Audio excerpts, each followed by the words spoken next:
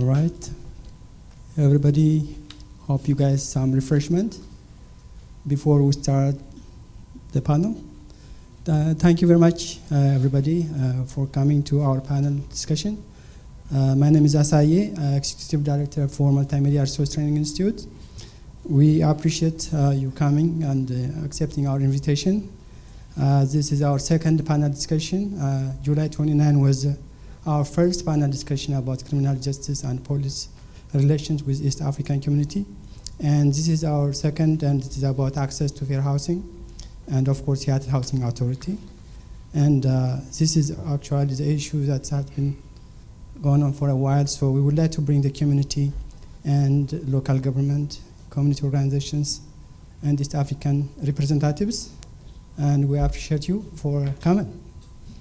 And as you know, Multimedia Resource Training Institute has been over 10 years, and we have been focusing on young people, just trying to train them multimedia and give them an option to be community leaders and have a voice for their community.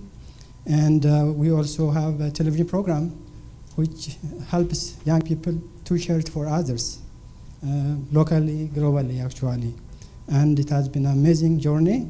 And actually today, we just finished the first program, which is about the joy of soccer, a documentary. These young people from Seattle Youth Violence Initiative program, who has been doing the whole summer. And they did a documentary about the Sounders. And today was their graduation. We screened their film.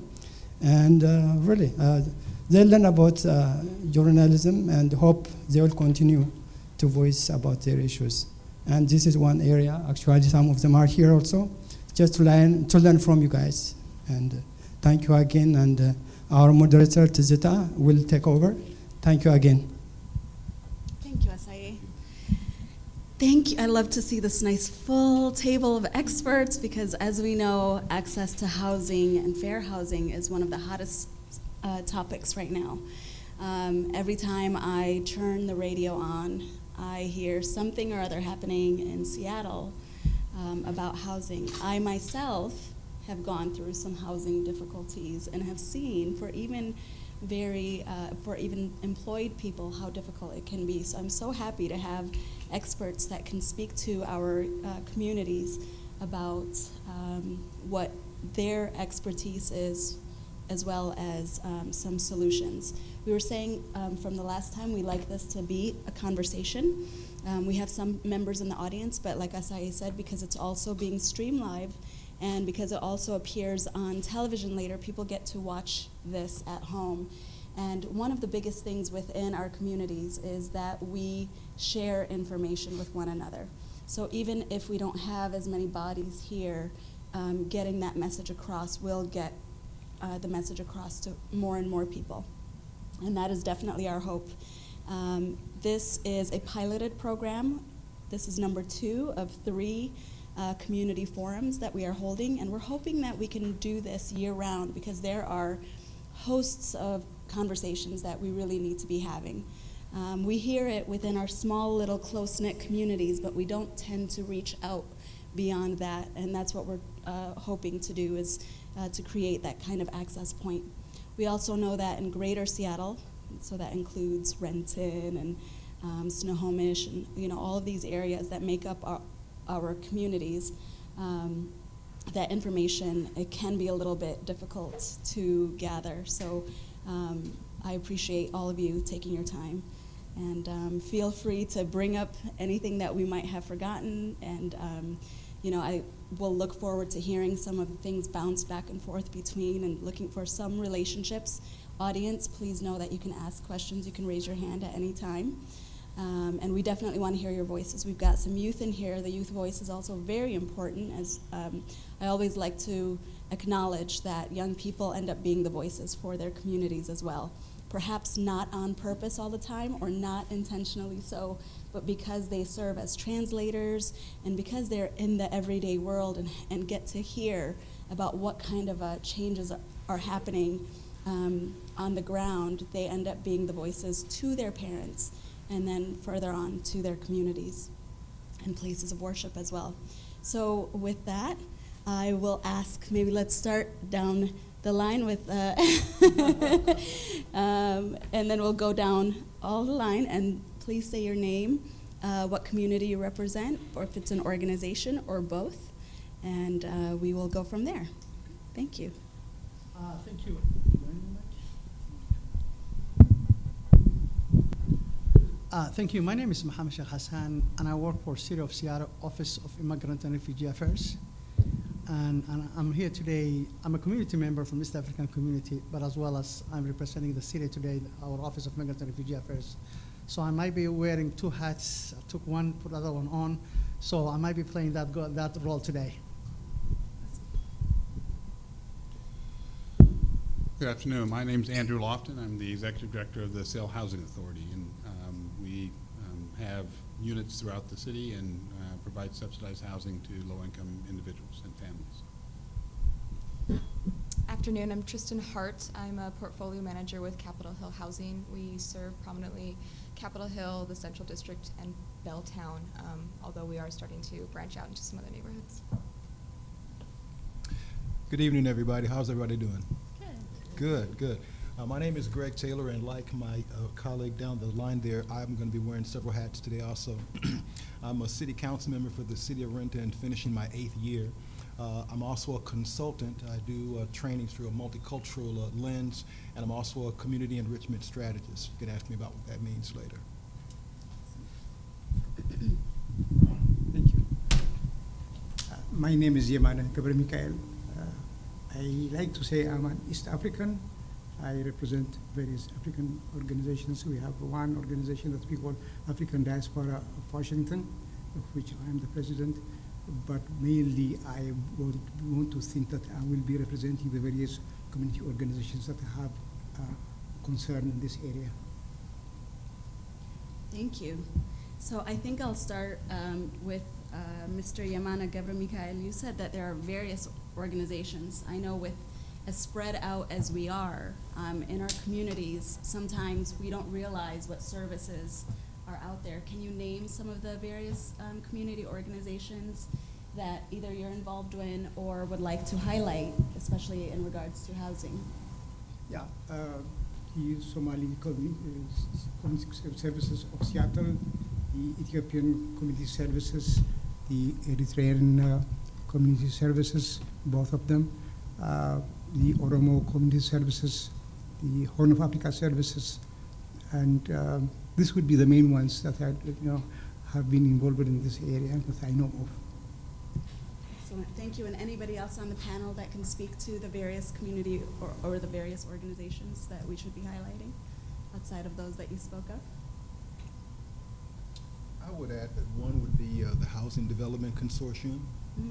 They are a large organization that has an embodiment of multiple members who actively are pretty actively trying to pursue just, equitable outcomes and housing disparities. So is that the kind of thing that any one of us from the street or from home can just knock on? Trying to eliminate disparities that have to do with housing issues. I could add to that. I actually sit on the board of the Housing Development Consortium. It's, as Councilmember mentioned, it is a member organization. It's made up of nonprofit and profit organizations that are focused on kind of a common goal of affordable housing in the city and actually the region. So they address and try to be advocates for programs, strategies that support expansion of and the ability to produce affordable housing throughout the community. They're, as I said, they're membership organizations, but yes, they do take suggestions from the public around those issues, around ways in which people can become involved and advocate for affordable housing throughout Seattle.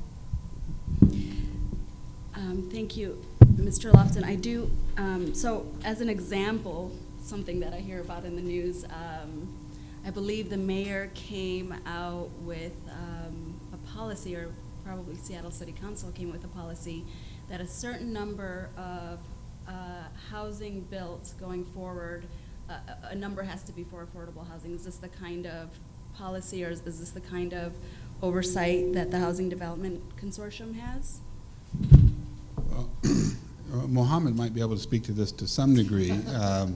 The mayor had created a task force to look at the question of affordable housing and how we as a community can come up with different strategies and new strategies to expand the ability for us to produce more housing for low-income individuals. The task force came up with 60 some odd recommendations that were forwarded to the city, and the city council is working its way through those recommendations, many of which have strategies embedded in them that is supposed to make it provide more incentives for developers to build housing, to create more revenue for people to buy housing, and a number of strategies and recommendations that are all designed to try and address the challenge that we have here in Seattle of creating affordable housing for individuals that are of moderate income. One of the areas that you've topics that are on today's agenda is the issue about fair housing and essentially affordable housing, as the gap between housing that's affordable to live in Seattle and the ability for people to actually pay for those that housing costs is getting larger. One of the reasons for the mayor enjoining that committee was to try to look at new strategies, new ways to create opportunities for the city to create more units so that more individuals can afford to live in Seattle. Do you have something to add? Yeah, if I add to that is, in fact, yes, the program is called HALA Project, and the HALA Project was, I was one of the committee members, and there are 67, recommendations. I'm going to tell you now, there's one recommendation that really brought a lot of attention to the whole country, which was one of those out of the 67. It was the one line saying that we are going to look at it, the Sharia compliance housing. That was become a real firestorm all over the world, and that idea came from me. And how it came was, one of my coworkers, she was talking about, and then I told her about, did you know that there is a high number of Muslims within the King County or Seattle who are professionals, who are able to pay the mortgage, who are not buying house? And the reason being is because of the interest related to that. So if we have a way to finance, or banks have to underwrite this, there might be a high number of people who will take advantage of that. Now, I also took another thing else is saying that there are a high number of, if you look at, let me take it back. In 90s, that is the first patch of immigrant and refugees, especially South African, came in Seattle or instead of Washington. Way back in 70s, Southeast Asians came. And when you look at the housing and low-income housing or Seattle Housing Authority, now the number of Far East Asians are very small. East